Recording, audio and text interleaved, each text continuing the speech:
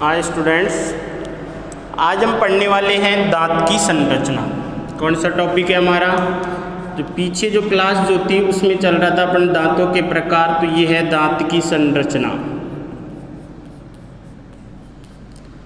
तो दांत जो है भोजन को काटने, चीरने, फाड़ने और पीसने का कार्य करते हैं। किसके अंदर? मुख गुहा के अंदर। दांत की संरचना की बात करते हैं मनुष्य के अंदर, तो मनुष्य में दांत जो है वो किस में धसे हुए होते हैं? हड्डी में। तो ये मान लो ये क्या है? बोन। और ये बोन की जो कैविटी जो है, गुहा जो है वो है, तो ये क्या है? बोन की गुहा।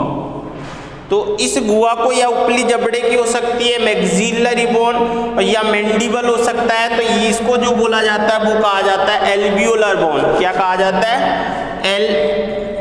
Alveolar bone. ये हो सकती है मैक्सिल ऊपरी जबड़े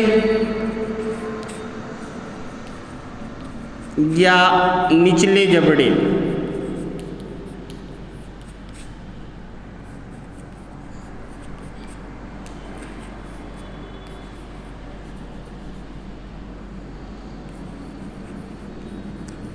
मैक्सिला या मैंडिबल हो सकती है।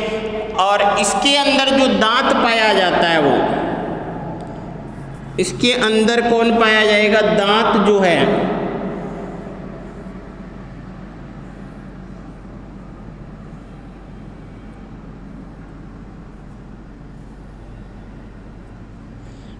इस तरीके से ये दांत जो है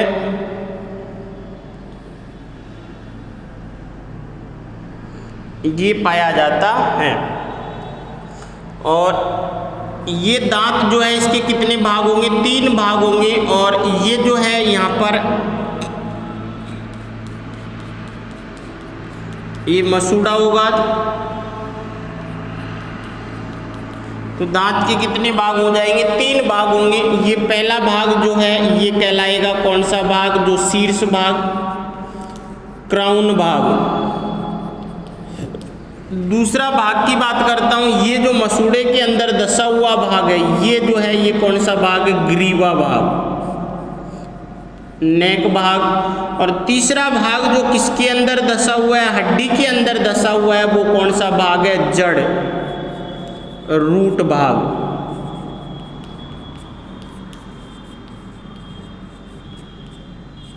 तो 3 भाग होते हैं दांत के। कितने भाग? 3 भाग। पहला शीर्ष भाग या क्राउन भाग,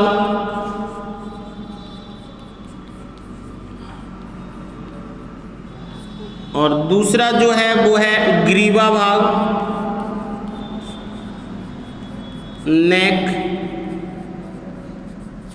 और तीसरा जो भाग है वो कौन सा है? जड़ भाग, रूट। ये 3 भाग होते हैं किसके? दांत के। अब दांत की संरचना की बात करते हैं, तो दांत की संरचना में जो ऊपर का जो भाग होता है, जो केवल शीर्ष भाग में ही पाया जाता है। किसमें पाया जाएगा? ओनली शीर्ष भाग जो होता है उसी में पाया जाता है।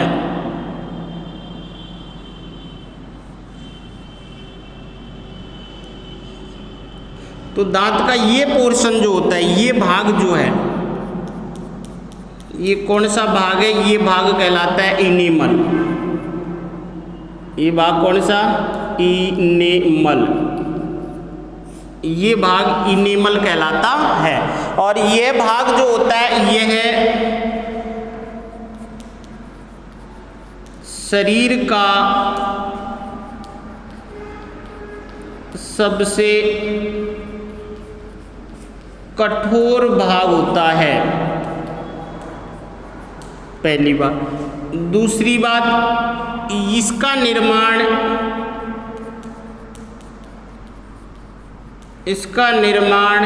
या इसका निर्माण जो है वो तो कौन सी कोशिकाओं से होगा? जो एमिलोब्लास्ट कोशिकाएं जो होती हैं,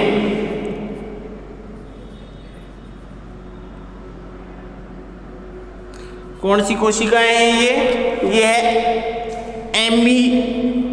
एमिलोब्लास्ट या बास्ट कोशिकाएं। कोशिकाओं द्वारा होता है।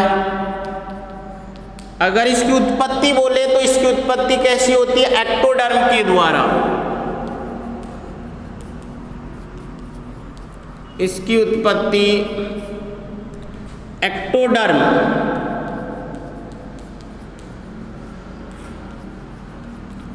द्वारा होती है।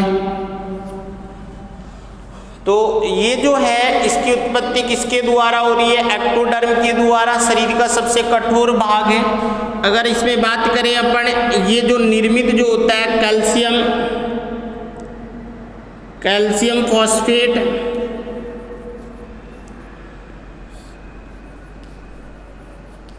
कैल्शियम फॉस्फेट, फ्लोराइड्स आदि का बना होता है। तो फ्लोराइड जो होता है वो एक असेंशियल एलिमेंट होता है, परंतु अधिक मात्रा में होने पर दांत क्या हो जाते हैं? धीरे धीरे झड़ने लग जाते हैं। तो ये रिक्वायरमेंट है, अधिक मात्रा में नहीं, कम मात्रा में। तो ये दांतों के निर्माण के लिए जरूरी होता है, परंतु अधिक मात्रा इसकी होने पर ये क्या हो जाता है? दांतों को क्या पहुंचाता है?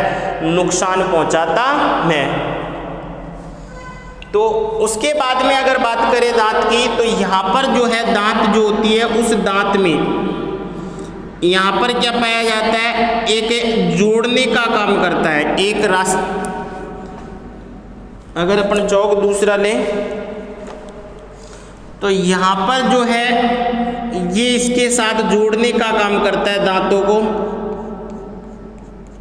और इस भाग को कहा जाता है सीमेंट। क्या कहा जाता है? सीमेंट, जो दांत को हड्डी के साथ जोड़ने का कार्य करता है। उसके बाद में अगर अपन बात करें, यहाँ पर जो है इसमें ये भी क्या हड्डी है? ये भी क्या है? हड्डी। और ये जो छिद्र बन रहा है, इस छिद्र को क्या कहा जाता है? यहाँ पर इस छिद्र को कहा जाता है एपिकल फोरामेन। Apical foramen.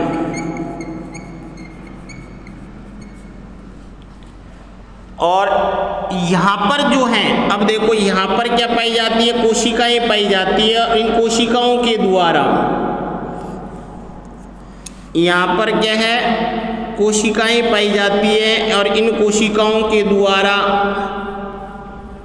एक संरचना का, ये जो कोशिकाएं हैं, ये कौन सी कोशिकाएं? ओडोंटोब्लास्ट कोशिकाएं। कौन सी कोशिकाएं हैं? ये जो कोशिकाएं हैं ये ओडोंटोब्लास्ट कोशिकाएं। और ये कोशिकाएं क्या काम करते हैं? अपने बाहर की तरफ एक नए पदार्थ का स्त्रावण करती है, और नए पदार्थ के स्त्रावण होने से क्या बन जाती है? एक संरचना का क्या होता है यहाँ पर? निर्माण। एक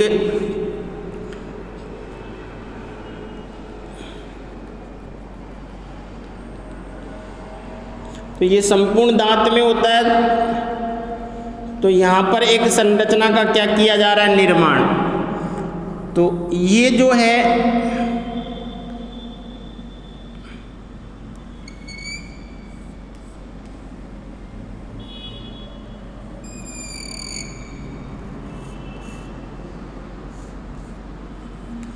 तो यहाँ पर ये जो संरचना बन रही है, यहाँ पर ये दूसरी लेयर हो गई, नहीं हो गई?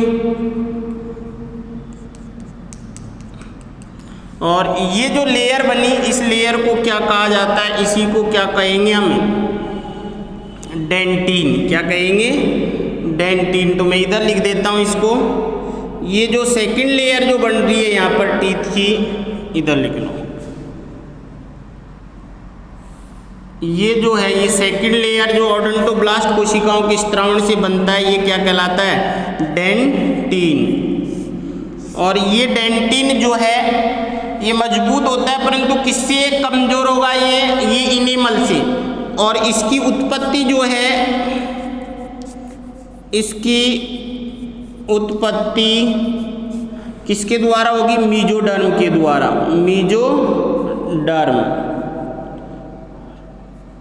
डर्म के द्वारा होती है। किसका बना होता है? कैल्शियम फॉस्फेट का बना होता है, कैल्शियम या कैल्शियम साल्ट बोल सकते हैं।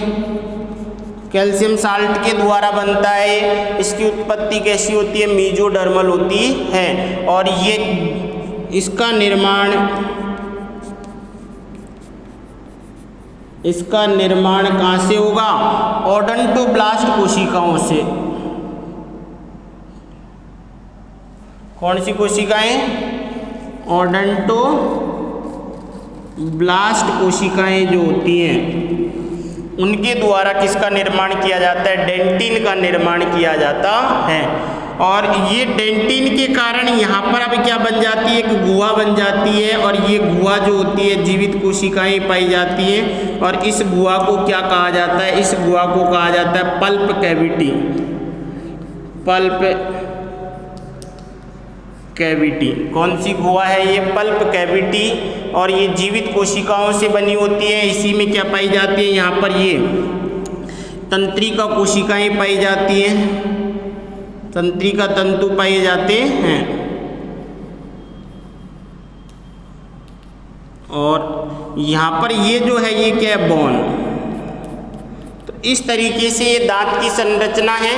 तो दांत की संरचना में 3 लेयर, सबसे ऊपर ही ऊपर जो है वो तो इनेमल, उसके बाद में दूसरे नंबर पे डेंटिन और तीसरे नंबर पे जो आ रही है वो आ रही है पल्प कैविटी। किसका निर्माण? पल्प ओडोंटोब्लास्ट कोशिकाओं के द्वारा किसका निर्माण? डेंटिन का। इनेमल का कौन सी कोशिकाएं? एमिलोब्लास्ट कोशिकाएं जो होती हैं वो निर्माण करती हैं। पल्प कैविटी जो होती है वो जीवित होती है, अर्थात यहाँ पर क्या पाई जाती है? तंत्रिका कोशिकाएं और रक्त कोशिकाएं जो होती हैं, रक्त वाहिनियाँ जो है वो पाई जाती है, जिसके कारण दांत को पोषण प्राप्त होता रहता है। और ये जो अंदर प्रवेश करती है वो किससे करती है? एपिकल फोरामेन जो है उसके द्वारा अंदर प्रवेश करती हैं। तो ये थी हमारी किसकी संरचना? दांत की संरचना। क्लियर? नेक्स्ट जो टॉपिक है उसके बारे में अपन बात करेंगे नेक्स्ट क्लास में।